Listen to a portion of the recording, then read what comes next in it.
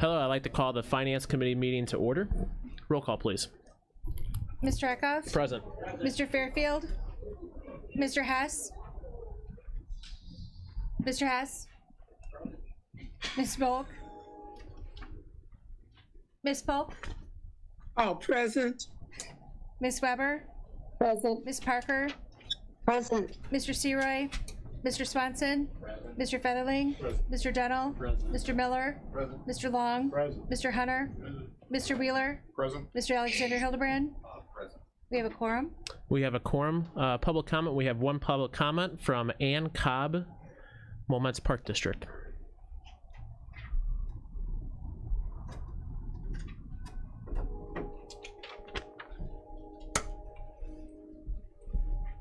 Good morning. Good morning. Good morning. Good morning. Could you turn the mic? Don't hurt. Oh, Will yeah, that your mic. help? Because I'm too short. Does that help? Yes. Thank you. I'm here representing the Moments Park District today, and the Moments Park District operates 5 properties in Kankakee County. Half of the land under the Park District stewardship is in unincorporated Kankakee County.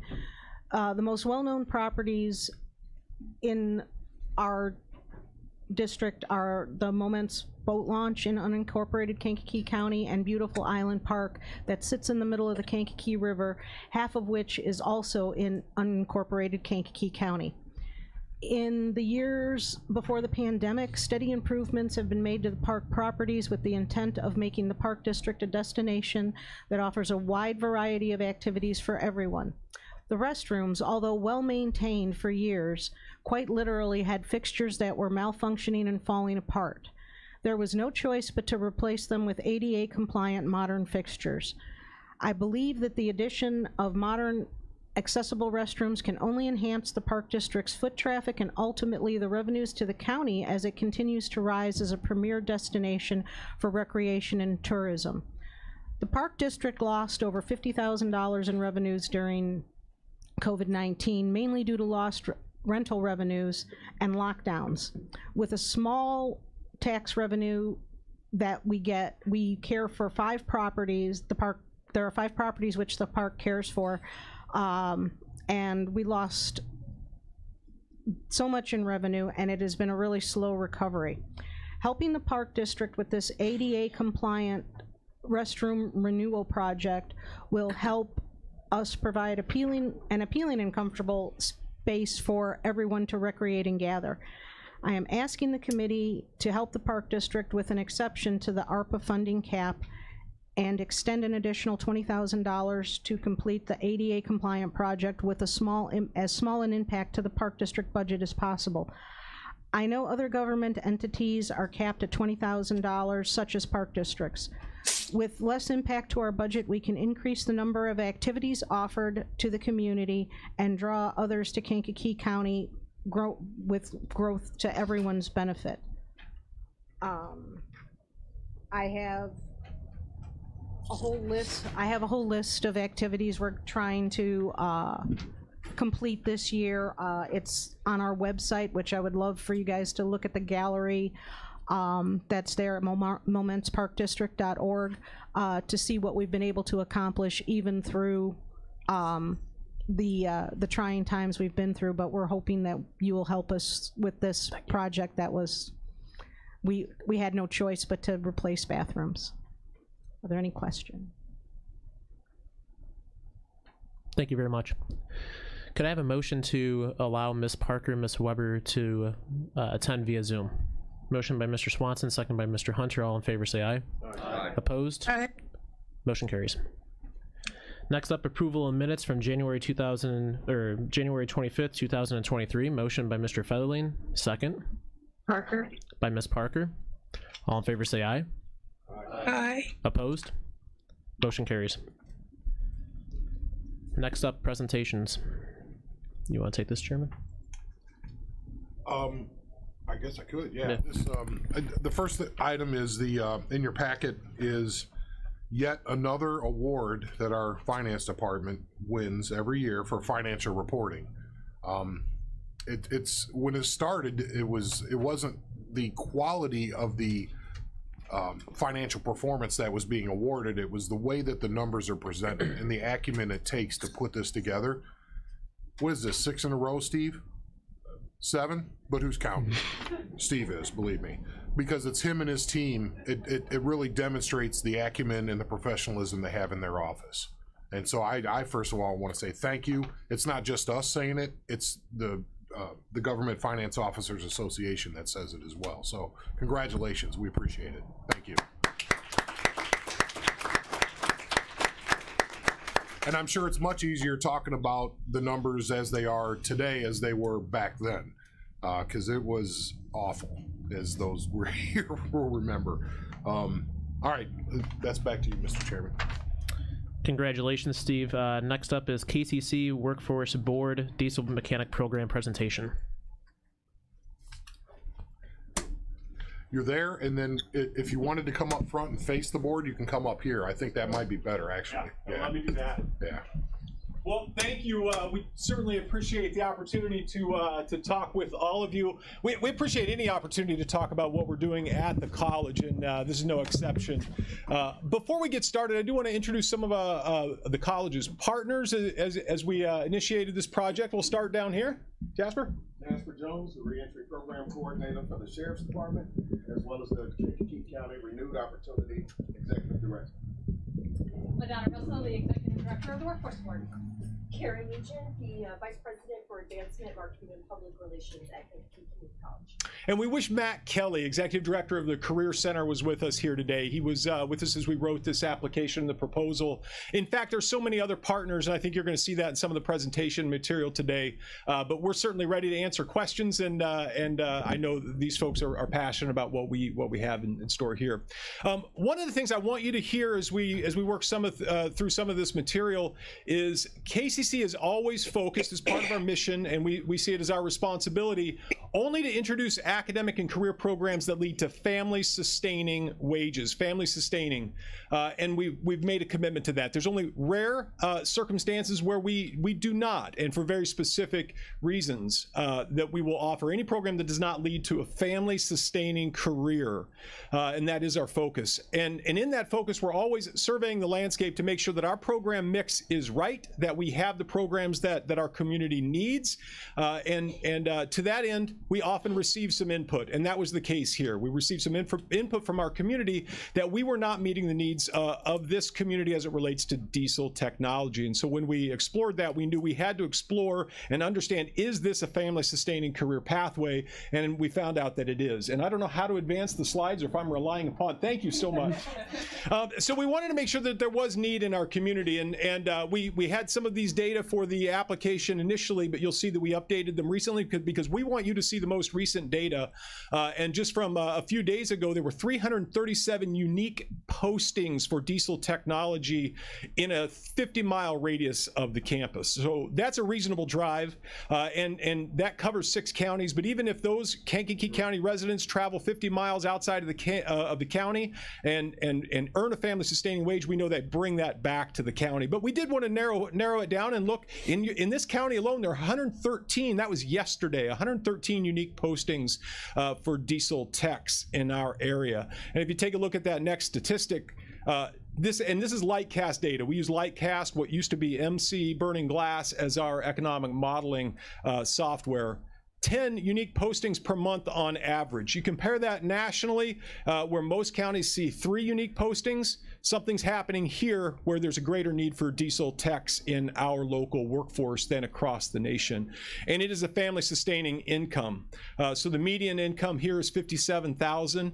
That's in our area. And I'll remind you, that's a median income. So we saw ranges from $30,000, which is not where we think it should be, up to $100,000, which is certainly a good income for somebody with this set of skills. But $57,000 as a family-sustaining career is a great place to be. And we also want to make sure that there's growth in this industry. And so as we took a look at the anticipated growth, next one there, please. You'll see some comparison with state and national benchmarks. There's growth across the state, across the nation for diesel techs, but take a look at that. Our region is anticipated to see a 7% growth in the need for diesel techs in the near future, compared to state 3.5 and just under 4.5 nationally. So within a 50-mile radius, there's already great need for diesel techs in this area, and there's going to be even more demand for people with this set of skills. We know there's need.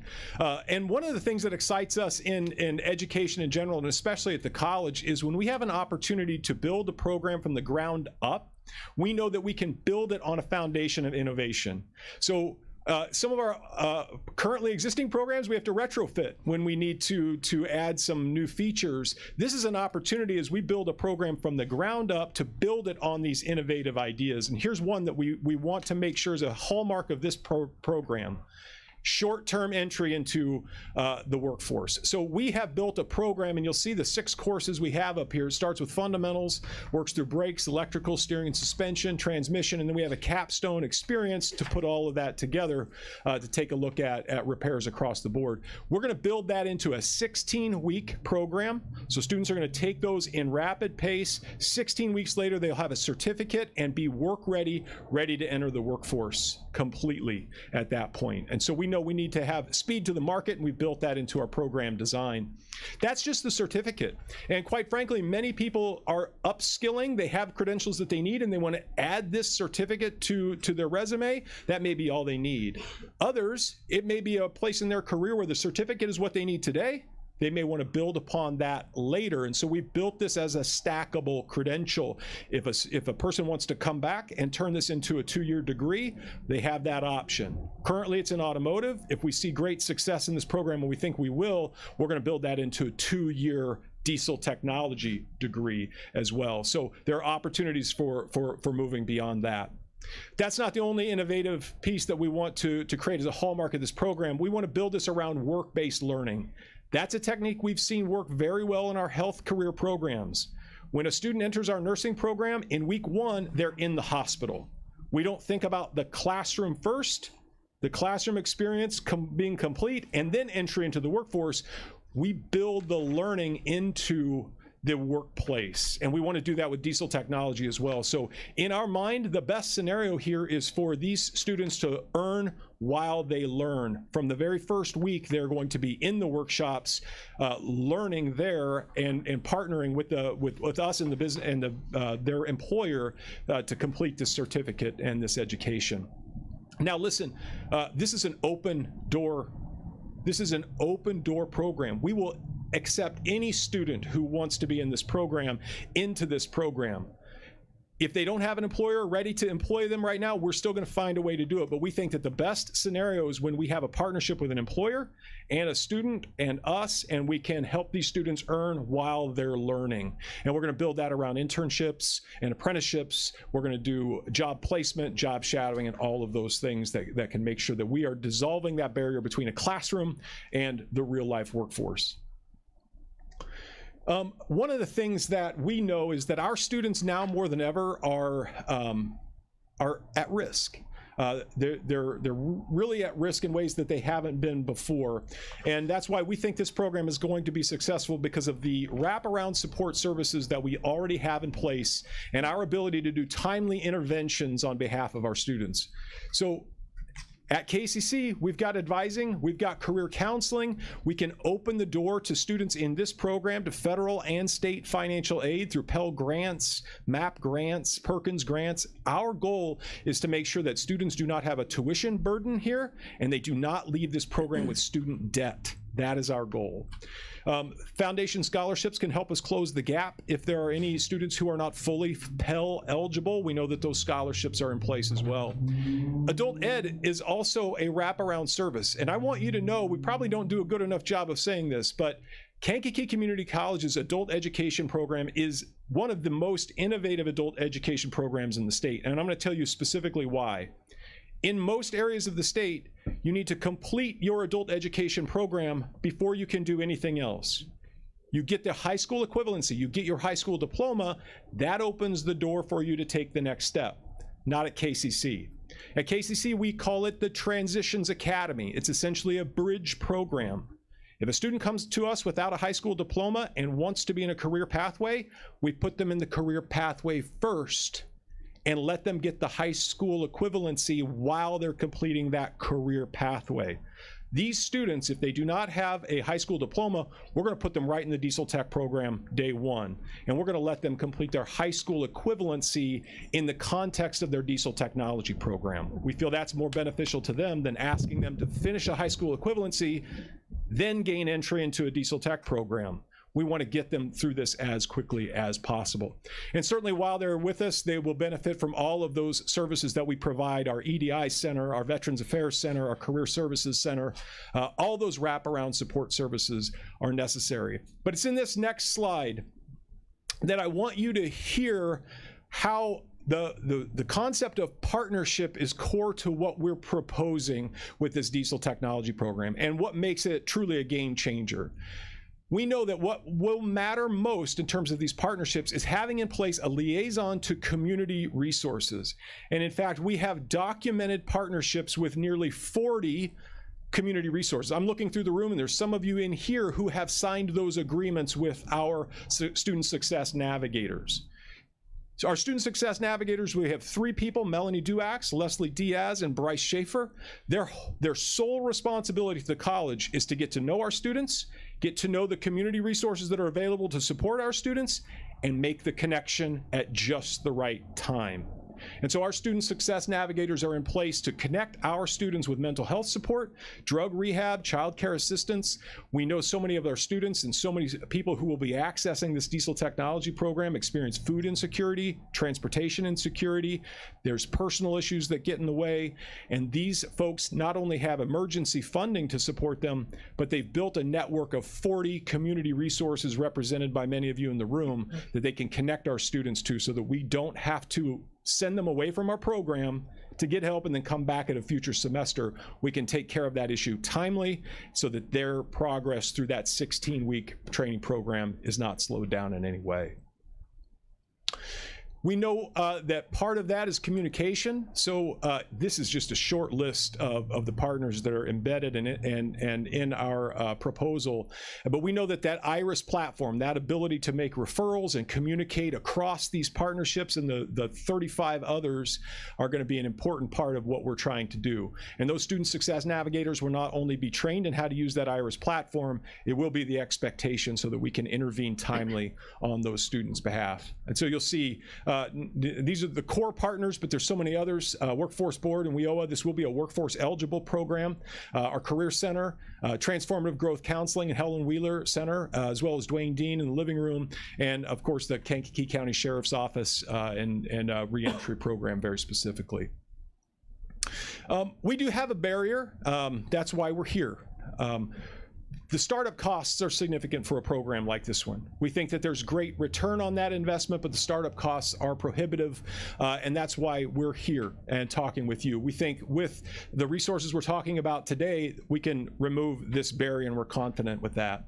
The other barriers that we think these resources will help us remove are finding the employers who need diesel techs and convincing them that internship will help us recruit students. And so helping them remove that risk of bringing a student into their organization before they have the certificate and partnering with us in those 16 initial weeks of their employment to earn those credentials is a barrier that we think that we'll be able to overcome because of these resources. So thank you for the opportunity to talk about them, but I want to leave you with this before we give you an opportunity to answer any questions.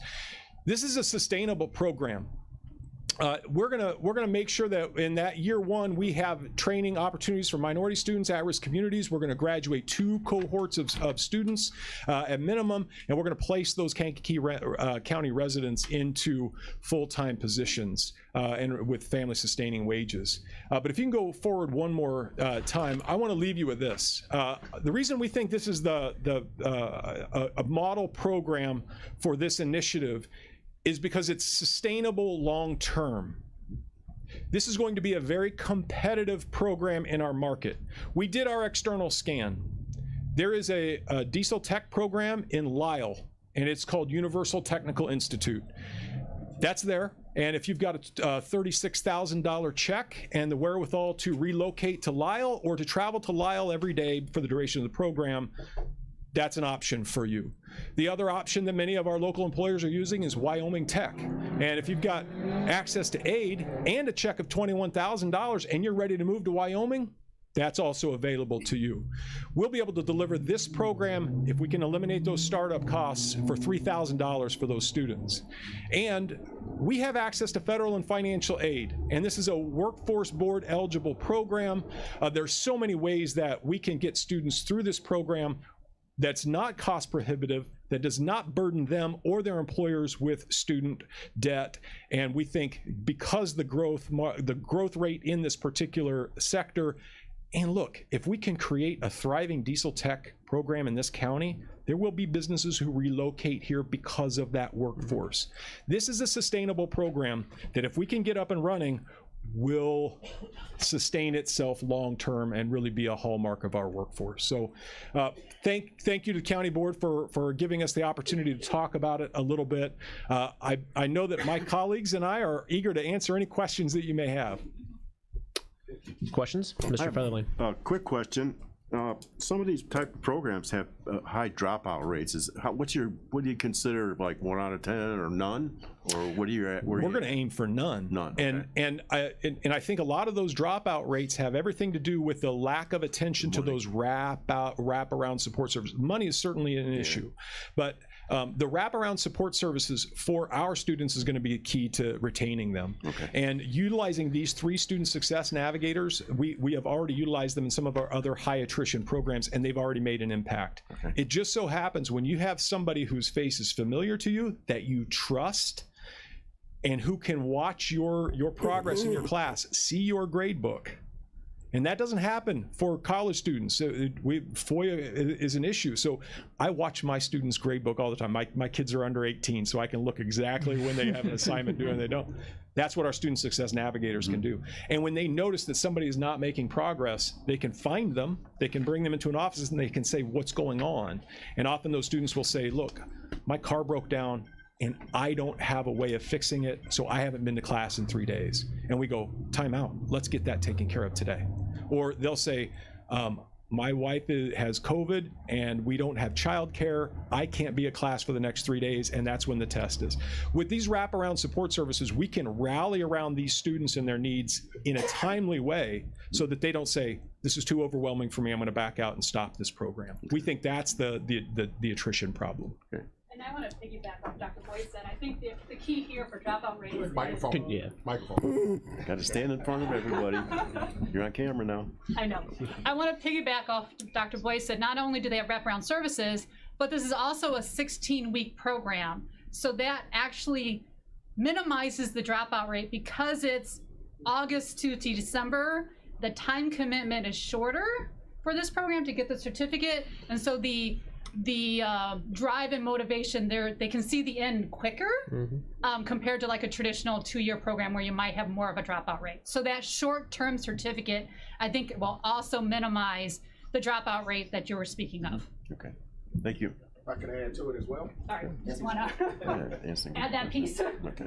And for our clients that will be referred from our reentry services division, we'll also be able to even add extra wraparound services with the advent of our mentors in our mentoring program. Our mentors will coach them and motivate them through and try to eliminate any barriers that they have as well. We understand that those that are leaving our jails and institutions back to Kankakee County have significant barriers, and we want to make sure we protect them against those barriers. So we'll be sure to make sure that our wraparound services are available for each and every one of our clients to assist them, even in areas that our traditional students don't have that access. Thank you. Mr. Long. Thank you, Chairman. Has there any thought been given to diesel ag mechanics? The generation shift is kind of kicking our stuff right now with mechanics to fix tractors, and the technology has really changed. So Absolutely. In fact, we've worked very closely with a few of the implement owners. So that's on our radar, as are school buses. They're on our radar as well. And so this isn't just about semi trucks. This is about the full array of diesel mechanics and the need out there. Absolutely. Mr. Long, I just want to let you know, when you see the way the motion is kind of written, it would allow them to shift gears, no pun intended, into what you're talking about. Let's just say that we fill those jobs. This works so good, we filled them.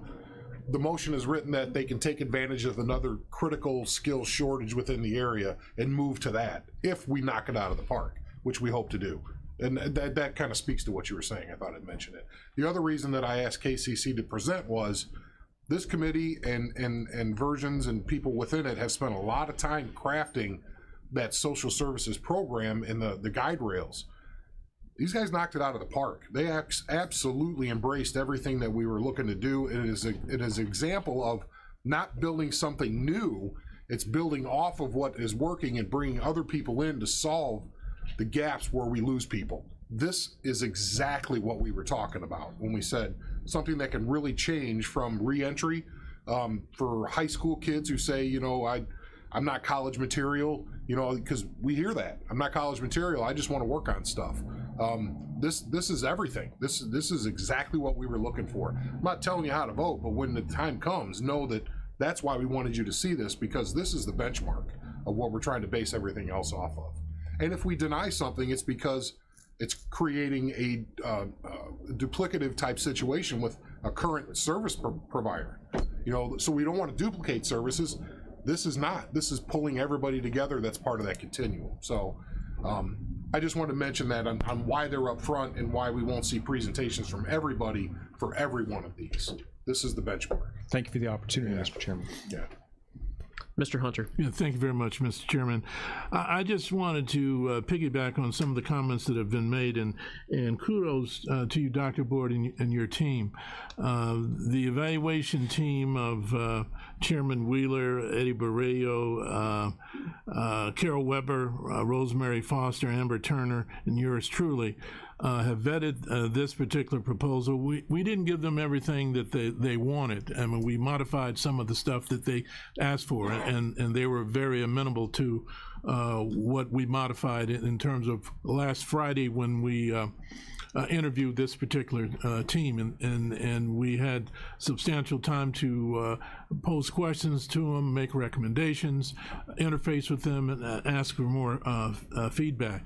This particular evaluation team, which you guys have approved and appointed by Chairman Wheeler, has been very pragmatic. You've heard that this is a particular model, a positive model. And the wraparound services, I mean, you know, almost makes me grow new hair when you hear those kind of services that are being provided. And John, to speak to the dropout rate, some of those wraparound services and the articulation of the team members have been addressed, hopefully. We pose questions regarding diversity and people who would be referred to the program, and we're quite satisfied in terms of their responses and their articulation and things that we discuss. So, you know, I know some of you guys have some questions, but trust me that we have posed the hard questions to them and received the adequate responses based upon our face-to-face interviews and our physical vetting of the proposal. Thank you, Mr. Hunter. Any other comments or questions? Thank you. Thank you all for the opportunity. Thank you very much. Can I have a motion to amend the agenda to allow the treasurer to go ahead and Mr. Featherling, second by Mr. Miller. All in favor say aye. Aye. Opposed?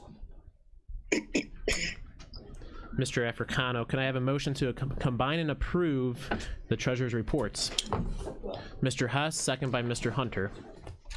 Any comments, Mr. Africano? Any comments? My turn? Yeah. I just wanted to say, many people in this room, I think, know that I've been in the car business for 15 plus years, and I will tell you that finding a diesel mechanic today is like finding a needle in a haystack. And I don't know about all dealerships, but I know several that would pay a $10,000 sign-on bonus today to have a diesel mechanic. They're unbelievably hard to find. So, and it's a job that'll pay six figures within short order. So I love the idea. I'm happy. Secondly, Stevie, I just walked by you. You're not growing any new hair. We're getting ready for taxes. Everybody's favorite time of the year, right? We're heading toward mid-May for bills to come out. We're still taking partial payments through the Choices program. We're getting more and more early payments, so we're happy about that. I'd ask you to continue to publicize it to your constituents, and we look forward to having a record amount of tax revenue this year as well as we did last year. Other than that, I think that's all I have. I would entertain questions. Questions, comments from the committee? We have a motion on the floor. All in favor say aye. Aye. Opposed? Motion carries. Anything else? What was the motion? To combine and approve your report. Thank you. That's it. Thank you. Have a good day. Thank you, sir. Thanks for moving me up. You're welcome. Next up is we're going to go ahead and amend the agenda yet again for the ARPA Social Service Grants. Can I have a motion? Sorry, Steve. First by Mr. Featherling, second by Mr. Swanson. All in favor say aye. Aye. Opposed? Aye. Chairman Wheeler. Thank you. We've talked about this already when KCC was doing their presentation, but we did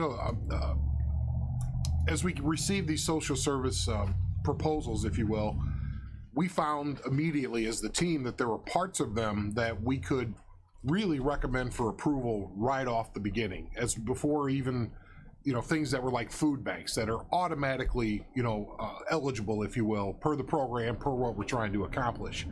And so that's why we're back so soon with some things that we're recommending that we approve, because they had, it was the proverbial fish in a barrel. I mean, they've been doing it.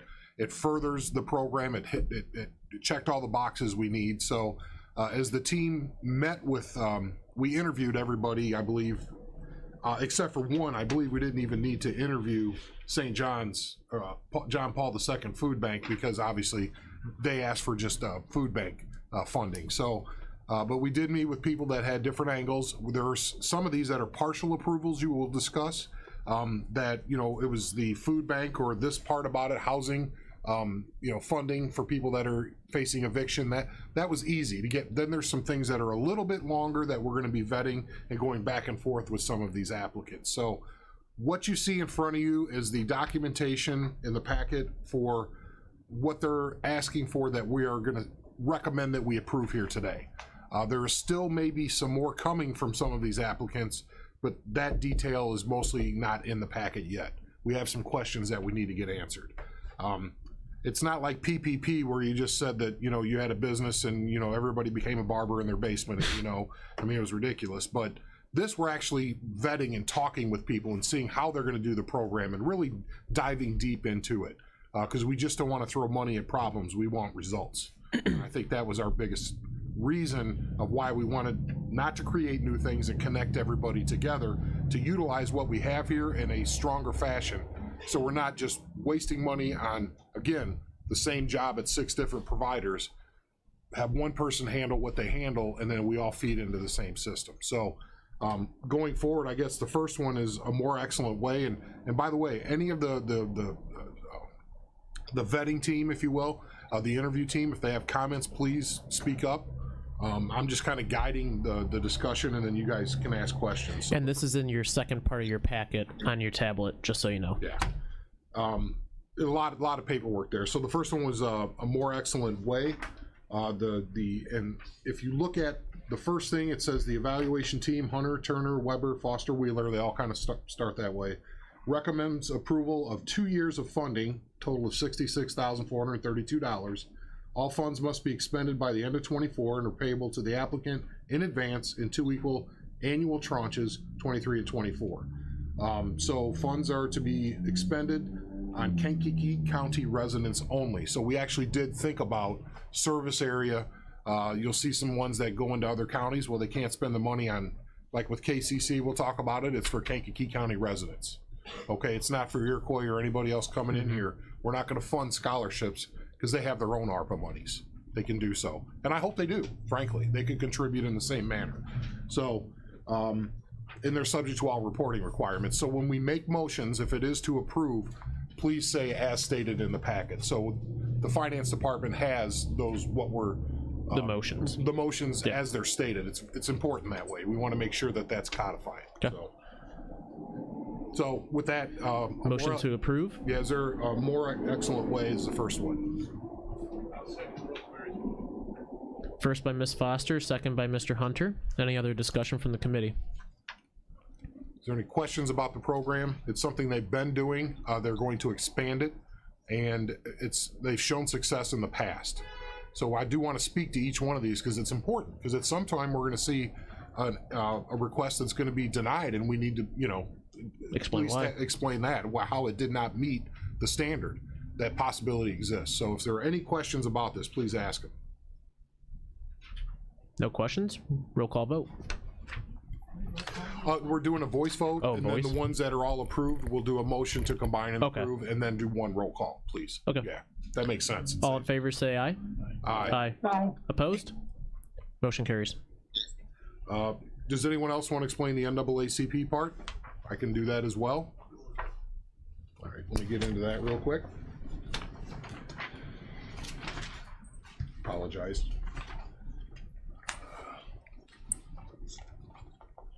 Let me just say from the beginning, Mr. Chairman, thank you very much. That's multi-dimensional in terms of the partners with the NAACP, Morningstar Baptist Church, which is the largest African-American church in the county.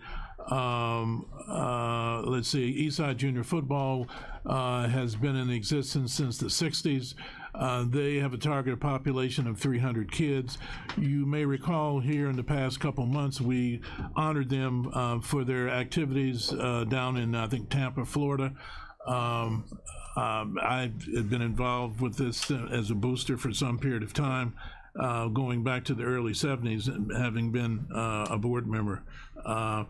Additionally, Reverend, the food pantry, New Vision, they're involved with the food pantry as well as some counseling services as well too.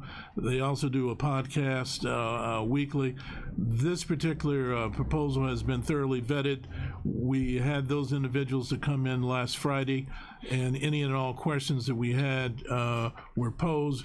Some modifications regarding some things we like to do in terms of expanding the rehab services and some other stuff, but primarily some of the stuff we're going to approve today. Other stuff will be approved at a later date. But I just want to mention some of those things before the chairman articulated his comments. And I apologize. It's in the packet, but it was out of place for being the next one. So I'll just read off the tablet, even though it isn't here. The evaluation team recommends partial approval for the following. It's partial because there's still more we're talking to them about. $15,000 direct to NAAC upfront, which is not reimbursement, it's upfront, for their youth support and development program. It's explained in detail in the packet. $51,600 for New Vision Food Pantry, either through voucher program or reimbursement. I would like to change that because I have since spoken with Northern Illinois Food Bank. They are not able to, we had discussed potentially having them be the voucher holder. We just pay them and then they give, with vouchers, and they have no way to track all of that. So we can't use Northern Illinois Food Bank for our purposes, or else it would just, we'd give them a chunk of money and it would go to all their recipients that work with Northern Illinois Food Bank. And I really said that's not, we can't document that, just like you couldn't document it. Mm-hmm. So unfortunately, I'm going to change that to make the recommendation for upfront, because, and again, we'll give them pieces, so it's not like the whole 56,000. It'll be like a monthly type or a semi-annual draw. We have to have the documentation though, so you can rest assured that if the money's misspent, they've agreed, not they specifically, but in general, people will have to sign off on, they have to pay it back. Mm-hmm. Okay, so we do have an audit trail, and that's not towards New Vision, that's just in general. I want to make sure everybody knows that. $7,500 each in mortgage or rental assistance for those with documented need by New Vision and or Morningstar. So total of $15,000 there between the two. $20,000 direct to Eastside Football for youth programming in advance. All funds must be expended by 24 and subject to all of our guidelines. There's a housing portion of the application that's being evaluated further, so I wanted that to be transparent as well. There is a Scrivener's error. I left rental assistance off of the agenda. This was a whirlwind on Friday, so I Yeah. just want to mention, when we approve it, the rental assistance should have been on the agenda. All the other stuff was, I left it off, so that's my fault. But, so that's what we're asking to approve in that format, if there is a motion. So a motion to approve what's in the packet, reflected into the packet. Motion by Mr. Hunter, second. Mr. Featherling. Any comments or discussion from the committee? None. Voice vote. All in favor say aye. Aye. Opposed? Motion carries. All right. Sure. Now, next one was Merchant Street, I believe, Art Gallery. It was for workforce training. Does anybody want to kind of give the general gist of what they're looking to do with outside of the PERS program? Or do you want me to do that?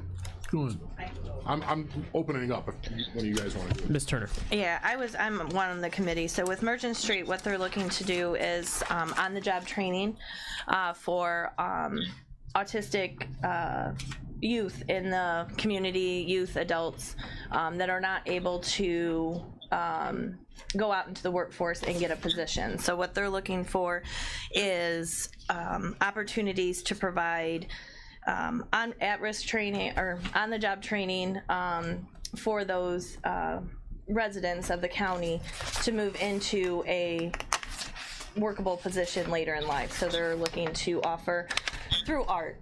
They're looking to do it through working in the gallery, cash handling, things on hand, working with community, face-to-face community partners through their art and selling their art. So. Additionally, just to piggyback on what Amber indicated, we thoroughly vetted this, and we didn't give them everything they requested. One of the items which kind of stood out was the rent? The rent of the facility. Yeah, and we said no. So we're not, rest assured, ladies and gentlemen, that we have thoroughly vetted some of these things, and we've kicked out some of the questionable requests for expenditures and funding. So that which we articulate and the chairman is reading off in terms of recommendations, this stuff has been thoroughly vetted, and the particular evaluation team is very cerebral and very pragmatic. And again, I'm being redundant when I say this, that we took a red pen and marked out those items which were not within the confines of the requirements. Yep. And we always leaned on the notice of funding opportunity that we sent out. We always use that as the benchmark. Is this what we asked for? And is this furthering something that exists? So we always went back and touched that initial point of why are we doing this and what are our guidelines. So it's $57,736 to Merchant Street Art Gallery upfront for supplies necessary to execute the specialty job skills training program for teens and adults with autism, and $1,040 on reimbursement for the job trainer instruction contractor, $2,080 on reimbursement for the 3D design and printing instructor. Again, expend it, get it back from us. But we are funding the supplies up front to actually execute this. Have to be expended by 2024 as stated in the packet. All of our guidelines, they, just like everything else, and the funding is only for Kankakee County residents utilizing the program. And there is a client-staffed business proposal associated with this that is under further review. So we're gonna keep working on that to see if, the skills training that they're trying to offer those with those that are on the spectrum, it's just a different skill set. Loud noises aren't good. You can't, there's a lot of things that you have to do different. And so they're working on a business where people can actually work. I love the idea, but there's more to come on that. So that's not the explanation that I have, Mr. Chairman. Okay. Can I have a motion to approve what's reflected in the packet? Mr. Hunter, second. Oak. By Mr. Dunnell. All in favor say aye. Aye. Opposed? Motion carries. Alrighty, next one is KCC. There shouldn't be any questions about the program. We got the long and short of it, but So I guess I'll just say it's $463,783 to KCC for the diesel mechanic program, which funds the program for the first year, and the program term runs until 12/31/26, and may be replaced by a substantially similar program designed to provide skills training for an emerging local opportunity for those on the fringes of the labor force, such as those exiting the criminal justice system in impoverished communities, as well as those desiring to take advantage of gaining a living wage skill that is in demand in Kankakee County. Further, or close by. Further, this funding is for Kankakee County residents only. Awarded funds must be by 24, subject to all the same stipulations. So that's the way the motion would need to go. And again, we trimmed back some of this, and we did get the red pen out. So. Thank you, Mr. Chairman. Motion to approve what's reflected in the packet. First by Ms. Polk, second by Mr. Long. Any comments or discussion? No comments or discussion. All in favor say aye. Aye. Aye. Opposed? Motion carries. All right, the next one is KCCSI for their housing voucher program. The evaluation team recommends a partial approval. Again, there's something that is still under discussion. Some things. $99,999. The reason I made that is because it's a 3-year funding, and it's nice to be divisible by 3. So rather than doing rounding, so it would be payable in advance in 3 equal tranches of $33,333. So we're just not giving all 3 years at once. Every year it will be dispersed in thirds. It runs until 12/31/26, limited to individuals living in Kankakee County or homeless in Kankakee County at the time of this funding. This is an important part. Hardship applications for ineligible applicants shall be heard by KCCSI board, i.e. transient homeless with no local connections. And disposition reported to the Kankakee County board as part of regular reporting requirements. All funds must be expended by the end of 26. Subject to guidelines, and there's still another portion on the request. The reason that I suggested that we add that their board approve it if they're going to spend the money, because we do see homeless here that aren't from the area. We don't want to ignore them, but I would like them to be able to tell us where people are coming from. I see some possibilities if we start enhancing a lot of these programs. People talk. You know, even if you don't have a phone or a home, you have a phone. If we become a destination, I would want to know it. Okay, because as we beef up these services and we're hearing requests from Fortitude and everybody else, we want to be humane, we want to do the right thing, but we also don't want to encourage that type of situation to be compounded here locally. Does that make sense? And so at least to have the mechanism for reporting so we can gather, is this actually creating the opposite of what we want to have happen? And I think we should look at that for everybody else that we tend to fund in that arena, if you will. Okay, and you could take it out. The motion could not have that part. I'm suggesting it because I think we need that data. And if you don't make it part of the motion, the data is not gathered. Duly noted, and I'll make that motion, incorporating your comments, Chairman. Okay, motion to approve what's reflected in the packet, second by Mr. Okay, so first by Mr. Hunter, second by Polk. By Ms. Polk. Question, Mr. Featherling.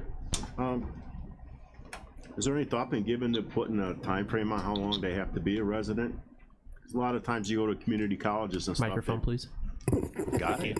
They require you to live there in the county for 6 months or a year or 4 months or whatever it is. I mean, you don't have people just, coming down on a train and hopping on a program, taking the money from our residents that we set up for our residents. I think it's a worthwhile discussion. I didn't really. It's not a bad thing, it's not 6 a bad months thing. is I just not didn't bad. want to get into creating their policies for them at KCCSI. How are we able to figure out if it's going sideways? Well, because like you're talking about the homeless, and we're talking about mental health and all that stuff, and they find out you got everything down here, riding the bus down here, and everybody taking all the money from everybody that lives here. So we have to kind of look at that when we look at these things, when we give out this kind of money. I actually have a question. So what's the difference between 2024 and 2026? Because some of them have 24 expend by and some have 26. The way they applied. Okay. So if they said they're only applying for 2 years, 2 years. Funding, that's when it Okay. All right. Thank you. Yeah. So I tried to mirror exactly what they were asking for. And in one case, we suggested to the applicant, we need you to have another year so we can measure this. You know, it was a more excellent way. We said, you have history with this program, you're asking for 1 year. We really need you to have 2 years so we can start to measure, because what do we want to do? We want to decide if it's working, how do we go get money to keep it going, right? That's the whole point of why we're doing it this way. Makes Measure sense. it. If it's working, then figure out how we chase that going forward. If it's not working, well, then we failed cheaply and quickly and move on. So, Thank you very much. Any other questions, comments? All in favor say aye. Aye. Opposed? Motion carries. all right. Kankakee County CEO. This was pretty much the same. Recommends approval of $20,000, the team does, and disbursement upon approval of the full board direct to the CEO program, and I believe that's the Kankakee Regional Chamber of Commerce. This came in as an applicant for the Community Foundation, and we have grant managers. We're paying Rincon to manage these grants. We're not gonna pay 2 people to manage grants. So we kind of explained that. So this would be direct to whoever is running that program, and I believe that is the Chamber of Commerce. So it's whoever is the intake point of that situation. Further, the funding is for Kankakee County residents only, and all awarded funds are subject to the federal procurement reporting guidelines, and I believe it was Mr. Hunter who reached out, and it might have been Amber, that talked to the chamber, and we wanted to see some diverse additions to their board of the CEO program. Very amenable to that, obviously. So they're in that process. They've identified individuals to kind of balance the scales, if you will, on representation on that board. So know that we did that as well in part of our conversations. Any other comments, Amber, on that one? No, and yeah, they weren't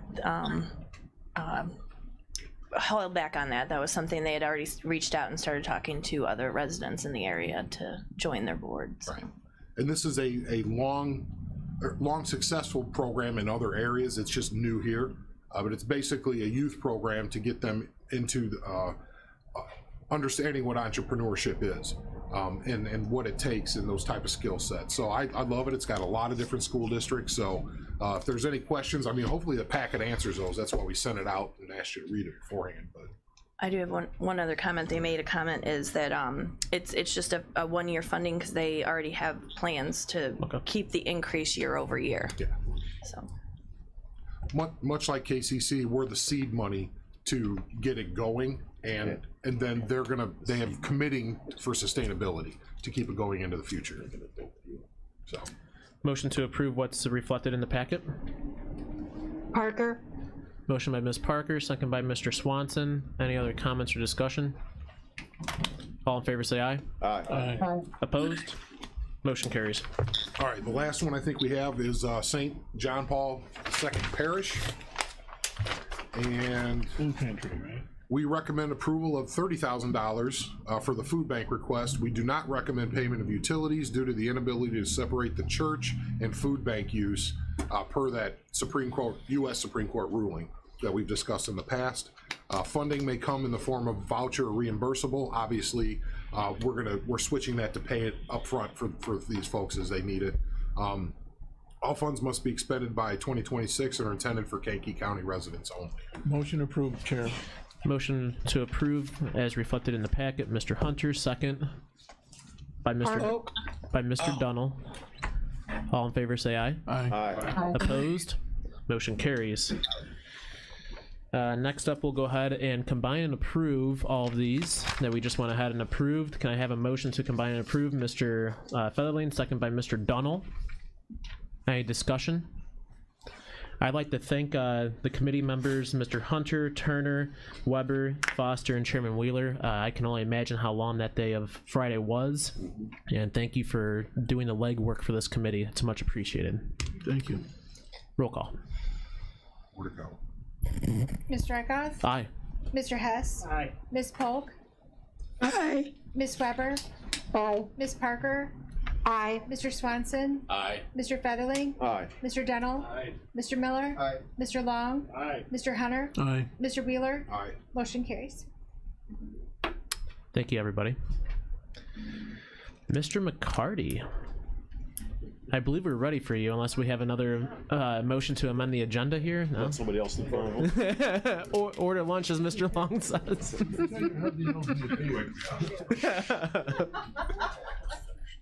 Get another pot of coffee going up there. About that other job, too. I'm on it. Because they like, oh. And everything that Mr. McCarty is going to go ahead and states in the first part of the packet, just so everybody knows. All I know is when in the word, you moved to the back. Pushed him back. Good morning, Steve.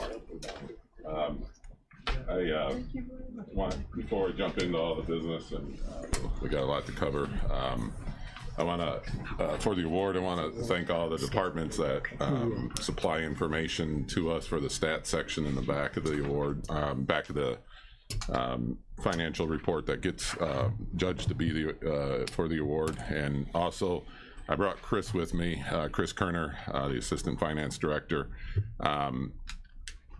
But with all the work that we have, he had to go back to work. He had to go back down to the office. But to acknowledge, right now it's Chris and I. It's just and Jolene, who's part-time. Devlin, our other third full-time, he took a job with ONU and is very slim, but still helping us on a part-time basis. But Chris and I, without Chris, everything would stop. So I wanted to acknowledge him and thank him for all the work. We've been not only running into each other during the day, the work day, but we run into each other on the weekends and holidays here because just the amount of work is, to get done. But he is doing it and has a smile on his face, and the level of work and the level of expertise with not only the county work but also the ARPA work, the workforce, all the federal grants, that he does. So I just wanted to take a moment to thank Chris more than just his name, and to let the board know, that there are employees here that are picking up and doing the best they can, and taking on more responsibility when it's needed, because we're having a hard time filling that spot like everybody else, is in other areas in the workforce. We're having a hard time refilling that accounting spot. So appreciate Chris and all the work that he does, and I wanted to make sure I took that time. Yeah, it's crazy to think that two people are doing all this for the county, so kudos to you yet again, Steve. Just be nice if we make a mistake, right? So with the volume, but we check and double check. We have systems in place to do that as well. But so to move on, I won't spend a lot of time with the regular activity, unless there's a question, the normal stuff. So there was a slight change in sales tax, but that can happen. So I'm not sure that it's a trend yet, but we'll just keep an eye on it. We're hearing a lot about economic, potential economic change and with inflation, et cetera. So that's what these are for, to keep a close eye on, as we go through. So if there's any questions, I'll take them. If not, I'll have a question on PPRT. Okay. I see that continues to go up quite a bit. Are we expecting that to go ahead and continue? No, that's actually, from what I've read, to actually stop and go back. It literally doubled. Yeah. In the last year. From my understanding, it was from payouts that didn't happen during the pandemic. So at some point that should reverse, and we have budgeted accordingly, and are expecting that, but have yet to see that change. So. Okay, thank you. No questions on the reports? All right, next up is cash flow update. Yeah, everything still looks good through July. I know someone has any questions. I won't spend much time on that. So there's not a lot of concern right now along those lines. So just keeping everybody updated on the averages and the flows as they're happening during this time, without property tax, and other avenues here that during the. It's where cash flows the least, if you will, and it's always been historically been the toughest time, but as we have grown and come out of that deficit, it's no longer an issue at this point. So. And we're at $13.8 million cash balance. That's really good. Yep. Fantastic. Next is claims for recommended for approval and not approval.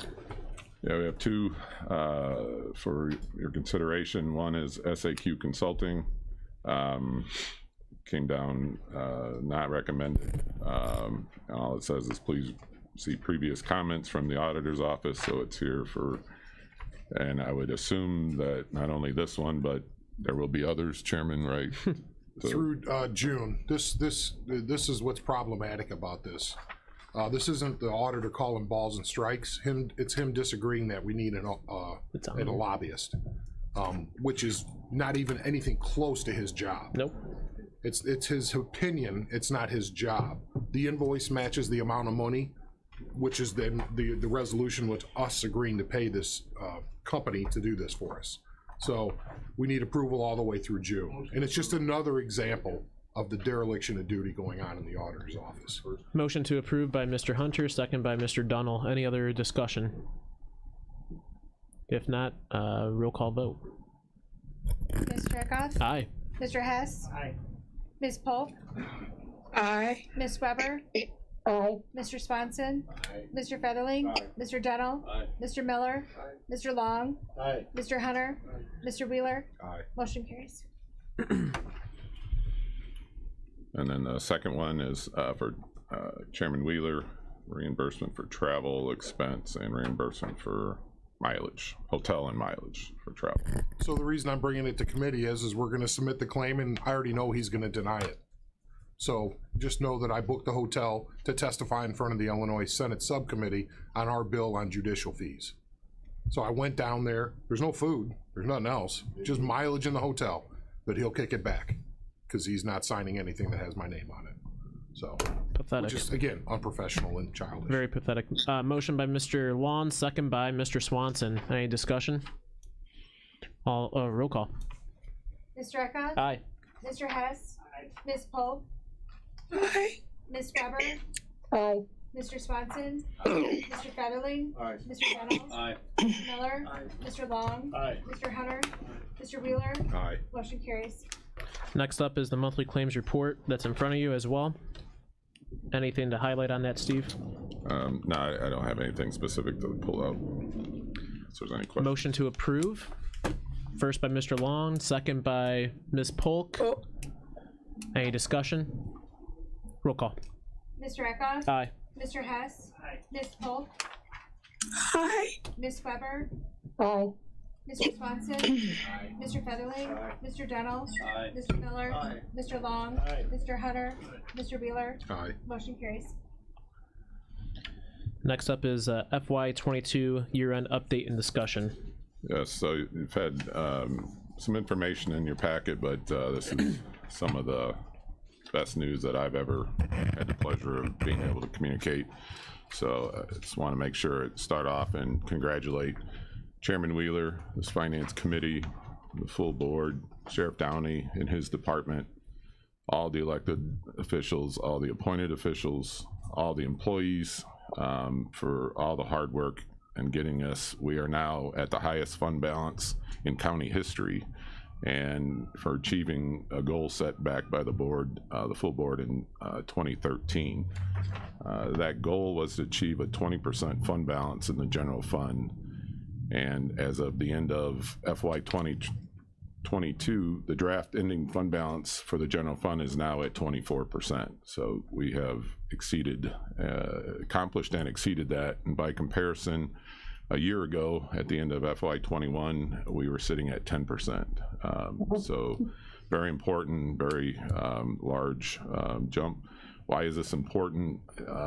Is often referred to, a fund balance can be referred to as a rainy day fund, and it's essential for the services we provide to the public to be properly sustained. And if we have to weather another storm during an unexpected economic fluctuation, we are now in financial position to be able to effectively do that if needed. So that is very important, and congratulations. It's something hope that I'd be able to share at least by the time I retired. So we got there 10 to 12 years earlier. But it's so important nonetheless because of being able to sustain operations, you know, in the case of an economic downturn. So I'll be happy to explain anything else in detail, but I wanted to make sure, you know, we explained that up front. So Kudos. Fantastic. And that kind of goes ahead and shows what our interest rates on the cars last month, you know, that all ties together. So we're financially solvent. We're good. Mr. Chairman? Thank you, Mr. Chairman. The, once you're able to weather that storm, there's no need for this public body, in my opinion, to keep making major jumps in our fund balance. I think we have to really start talking about, like we did last year, is abatement, reducing the amount taxpayers have to send us to sustain the level that we're at. Let's just keep our fund balance the same way it is. We don't need to take leaps and bounds anymore because there's something to be said for having too much money in the government's hands. So I think we should have that discussion and bring it back without risking our ability to react to a poor economy, which we see coming. So Steve, I'm not getting crazy. Steve, you don't worry about it. We're not going to give everything away. But what I do think is we need to take our foot off what little we're asking from the public and actually maybe abate taxes in a much more aggressive fashion. We'll still levy, but I think we need to do some abatements so people don't have to pay that. That's just my opinion, and I'll put it to the committee when the time comes. And this is actually a massive swing of about $20 million in 8 years. That speaks volumes. It doesn't happen. No, that speaks volumes. Mr. Hunter. Yeah, thank you very much, Mr. Chairman. Steve and Andy, what bonds do we have that are coming to the end of their life funding? Can somebody speak to that? Yeah, we have 3 that will be coming to the end of their life in 2024, and then we discussed through the budget process paying down another one, the 2009 series, over the next 2 years, calling it early, and then that would just leave the new animal control one out there, which is being supported by fines and fees and not property taxes. So in effect, we will have eliminated virtually all county debt. Our pensions are funded. We didn't have to go out and borrow money to pay off a pension debt and trade one debt for another, like other municipalities have done. We actually address it on the front end. And not to disagree with anything that was just said, just to put in perspective, that extra 4%, if the goal is to stay at or around 20%, which is recommended by the Government Finance Office Association to be able to sustain, you know, going through, and it's a percentage of your expense levels too, by the way. That amount, that 4% addition, is about 380,000-ish roughly. Well, health insurance can take that up the next time the renewal comes through. So it's not a huge amount of money, you know. I mean, it sounds like a lot of money, but in the scope of what we do and what can change in 1 year, besides, you know, salary changes and other things that come upon us, you know, it's not, we're not like, we didn't knock it, we knocked it out of the ballpark to get to this spot, but we're not so far out that, you know, I mean, that it's so much excess that it'll be eaten up. Something will show up on a regular basis to definitely balance that out. So. And another comment, this is not COVID money. This is straight up cash flow from the county. So I just want to point that out. Mr. Featherline. A lot of towns and a lot of counties and things are making things look good by pinching their numbers, moving over their ARPA funds and things, covering other things. We're not doing that. We're also being very careful not to expenditure anything that's going to expense us at a later time. So we're watching it within a few year slot here. Thank you. You have anything else, anybody? Next up is FY22 General Fund Budget Amendments. So we have revenue sheet and expense sheet specifically for the general fund. You know, we budgeted conservatively, and at least the time when the FY22 budget was created, you know, it looked like the head count of the bed rental program was going to potentially go down, not only with the ice. It turned around and actually went up. as one example. And obviously when there's a higher head count, there's more expense there. So these are needed adjustments because of all the changes that we did see throughout the course of FY22 for this, and then it would be reflected in the final report if the board wants to go ahead and amend to match up to all the activity that took place. It does take 2/3 of a vote by the full board to amend the original budget. So if there's any questions or not specifically. First off, motion to amend the budget. Motion by Mr. Long, second. By Ms. Polk. Define it as the general fund. As a general fund, sorry. Part of that motion. Any discussion? No discussion? Roll call. Ms. Dreka? Aye. Mr. Hess? Aye. Ms. Polk? Aye. Ms. Weber? Aye. Mr. Swanson? Aye. Mr. Featherling? Aye. Mr. Dennell? Aye. Mr. Miller? Aye. Mr. Long? Aye. Mr. Hunter? Mr. Wheeler? Aye. Motion carries. Motion carries. Next up is FY22 special fund budget amendments. Yeah, just a couple of notes here. The first two were funds created specifically for the animal control bond transactions. They are new, and that's why they're on there. The other are just, again, activity in the various areas. And then the health department did send us, their board during the course of the year did a budget amendment during the course of the year. So we're catching up because they also reported under our umbrella, if you will. So that's just a short update if there's any questions there for the special funds. Motion to approve the special fund budget amendments. Motion by Mr. Hunter, second by Mr. Miller. Any discussion? Roll call. Ms. Dreka? Aye. Mr. Hess? Aye. Ms. Polk? Aye. Ms. Weber? Aye. Mr. Swanson? Aye. Mr. Featherling? Aye. Mr. Dennell? Aye. Mr. Miller? Aye. Mr. Long? Aye. Mr. Hunter? Mr. Wheeler? Aye. Motion carries. Next up is ARPA, Edge Apple Arts. Yes, so this application came in. They are a new business startup category. We did ask for a business plan and other proof of business activities, as we have for all that have fallen into the startup categories. They did provide additional information. It is proprietary.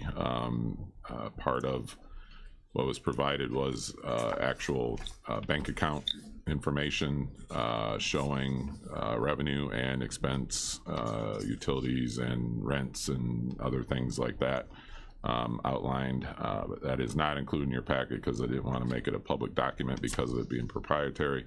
But I can attest that I did receive that, and then the other information that is attached that they provided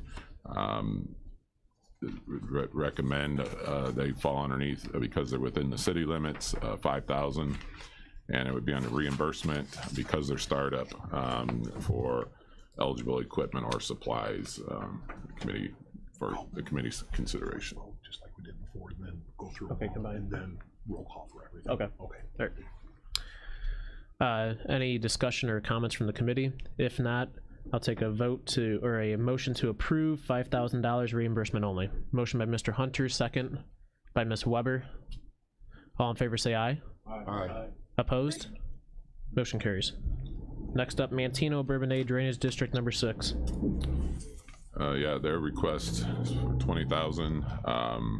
They fall under the cap fund of the 20,000 non-covered government reimbursement only. There is a narrative there as far as what they're running into with the flooding, Vulcan, yeah, with what's going on there, and then an estimate.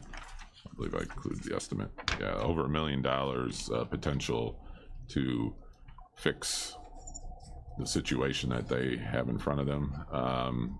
So they are eligible for 20,000 on the reimbursement basis.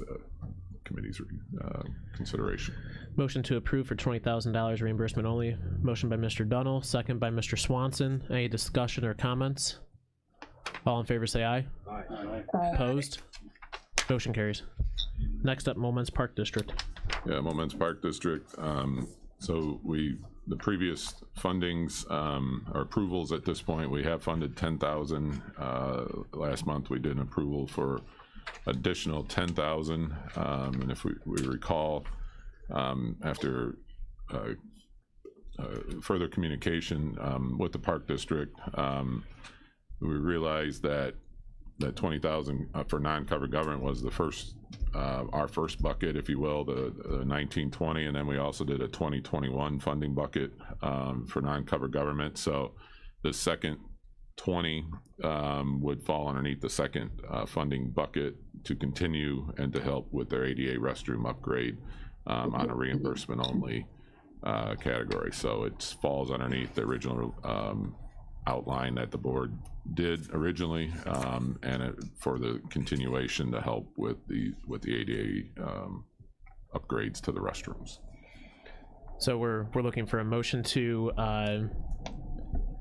allow it to go ahead and go over the $20,000 to go ahead and go to 40. No, it's only going to the next bucket. Okay, so it's going to 20,000. For 20,000. Okay. For an additional 20. And is that reimbursement only, or? It's under reimbursement. Okay.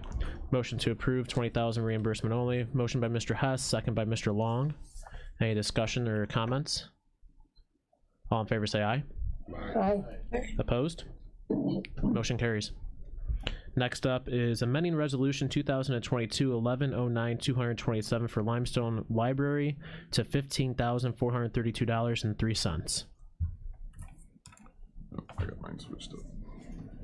Yeah, so the next two are projects that were approved for a specific dollar amount with the information that was provided, and inflation has caught up to both of them now that they're at the point of being completed. So both of these organizations have asked us for consideration for the additional amount. So that's so for the library, it's an additional $1,855.57, and to bring the amount to $15,432.03. So we would amend the original resolution to do that if the committee wants to do that. Motion to amend the original resolution by Mr. Long, second by Ms. Weber. Any discussion or comments? All in favor say aye. Aye. Aye. Opposed? Motion carries. And then the second for Limestone Fire Protection District, same scenario as their project got completed. They had a slight overrun. This one was about in the $800 range, so it brings the new total to $17,211.96 if the committee wants to amend for that purpose, for the inflation change. Motion to amend the resolution by Mr. Long, second by Mr. Wheeler. All in favor say aye. Aye. Opposed? Motion carries. Motion to combine and approve all these that we just approved for ARPA. Mr. Featherling, second by Mr. Long. Any discussion or comments? Roll call. Mr. Eckhoff? Aye. Mr. Hess? Ms. Polk? Aye. Ms. Weber? Aye. Mr. Swanson? Mr. Featherling? Mr. Dennell? Mr. Miller? Mr. Long? Mr. Hunter? Mr. Wheeler? Motion carries. Next up, ARPA lost revenue. Yep, so under the lost revenue category, this is cooling system replacement, the public safety IT room. It was a total of $17,650. More than likely, this probably got discussed in Building and Ground Committee, but to officially get the ARPA resolution, we're bringing it here for that purpose. All right, motion to approve the courthouse security system upgrade. Or no, sorry, cooling system replacement. Motion by Mr. Hunter, second by Polk. By Ms. Polk. Any discussion? All in favor say aye. Aye. Opposed? Motion carries. The next one is for the courthouse security system camera upgrade. There's different quotes though from what I had attached. Yeah, it has to be made a certain way. Can I explain this one? Okay. Yeah. These were separate projects that originally they sent in the total for all the projects, which wasn't acceptable. We have to approve these separately. So the motions, there'll be two of them. You can make the motion to combine and approve these. It'll be $21,460 total for the basement. That's the new construction part of this. And then, so that would be one of the motions. And then the upstairs portion of it, that's the security system upgrades upstairs, is $16,453. Completely separate projects. We're just standardizing on the equipment. So they have to be, the motion has to be made that way. If there is that so moved to combine and approve, that's what it would be. Did you say 21,000? Yeah, $21,460. Okay. I have it broken out into upstairs and downstairs. Because the one that I printed out this morning says 2,428. Yeah, and there's another 19,032 that you guys did not have in the that didn't packet. print out. You Okay. guys did not have it in the packet, so we sent it out to everybody. So that is the correct amount, $21,460 for the basement, and where's get the other one here? Yeah, $16,453 for the upstairs portion. Okay. The first, Mr. Hunter, combine and approve, second by Mr. Featherling. Any discussions or comments? All in favor say aye. Aye. Opposed? Motion carries.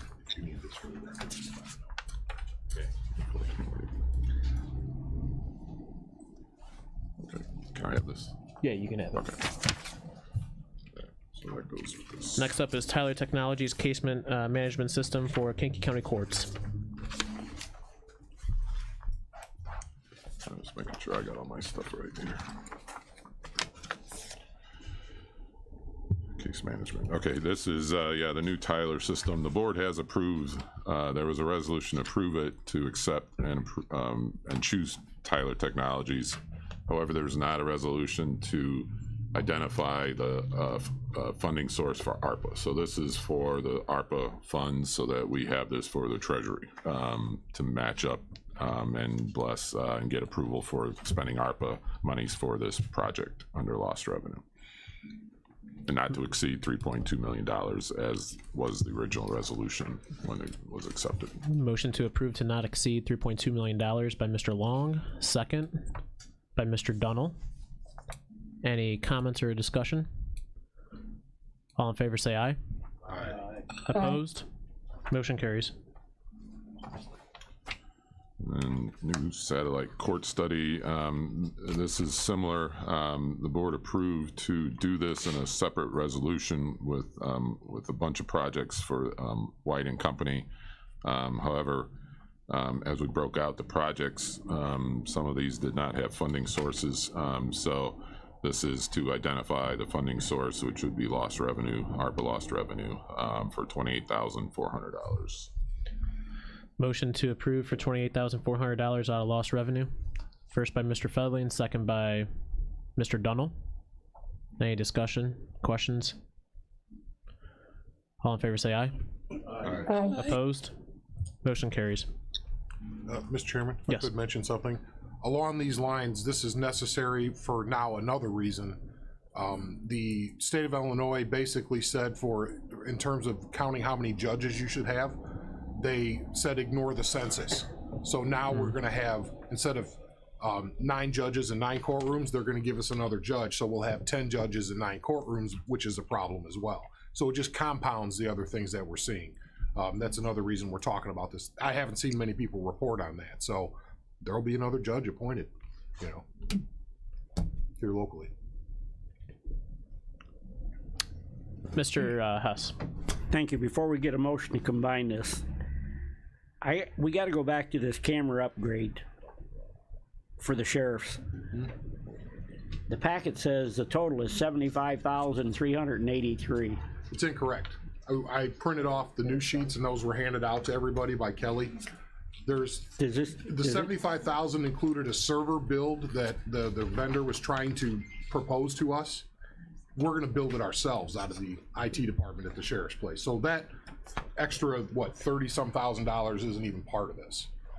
Last night after 4 o'clock, I said the vendor break out the basement and the main floor, because that's all we're talking about here, is the Okay. basement and the main floor, and that's what came in overnight, that we included there. We don't have to approve the 30,000 to build the server? It's in their budget. They're building out of parts. They're basically building a server and partitioning it Okay. themselves. I just want Now, to if make there sure. is an approval for that, it will come back here, if that Make makes sure. sense. Yeah. Thank you. All right, so I have a motion on the floor for. One more though.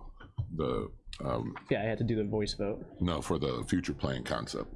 We didn't do that one yet. Another one. Okay, so we're combining both of those? I didn't do a voice Well, vote it's a separate dollar amount and a Okay. separate project, so I had it separate to just make sure we identify it. So the last one was the county government future plan concept with White and Company, not to exceed 32,600. Same situation, different project, different dollar amount. Okay, motion to approve, Mr. Hunter, second by Mr. Dunnell. Any discussion or comments? All in favor say aye. Aye. Opposed? Motion carries.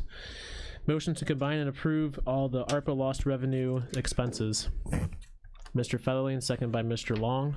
Any discussion or comments? If not, roll call. Mr. Eckhoff? Aye. Mr. Hess? Ms. Polk? Aye. Ms. Weber? Oh. Mr. Swanson? Mr. Featherling? Mr. Dennell? Aye. Mr. Miller? Mr. Long? Mr. Hunter? Mr. Wheeler? Motion carries.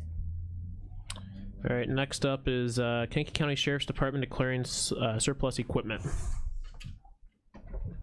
As you can see in your packet, they give you all the VINs and what kind of vehicles. Can I have a motion to declare this surplus? Combine and approve motion. Combine and approve, Mr. Equipment and vehicles, both. Okay. Combine and approved by Mr. Wheeler, second by Mr. Long. Any comments? Is that a roll call or voice? Voice. All in favor say aye. Oh. Opposed? Motion carries. Next up is FY 2024 FTA Section 5311 application. Mr. Wilson, I believe, is coming up for this. May I ask Mr. Wilson a question? Yeah. Ben, is it okay to combine and approve these? Because they're all part of the same thing, correct? Okay. Okay, can I have a motion to combine and approve all these? Motion by Mr. Hunter, second by Mr. Long. Mr. Wilson. Chairman, and thank you for having me here. I apologize I wasn't available for PZA Day. I was in Springfield at a function looking for some more grant funds. So this is the thing we do every year, and I think the one thing we'd like to call to your attention is the way that we write the grant application is to maximize the grant dollars. So it looks like we're spending $2.3 million on rural transit. In a perfect world with all of the local match we would need, we could do that. We don't ever secure enough local match to do that. We usually do about 28,000 rides a year, trips a year, for about $700,000. And that's kind of where we operate. But this allows us to maximize both our 5311, which is the federal highway, or sorry, the Federal Transit Administration funds, the Downstate Operating Assistance Program, which is the state of Illinois funds, and then some other kind of through CARES and out of COVID, we've gotten some additional funds through the state. So this kind of lumps everything into a single contract. For this motion, I guess there's a couple things. This purchase of service agreement and lease agreement. So we own 13 buses as a county that we then lease back as a pass-through to Show Bus to operate our system. All of that.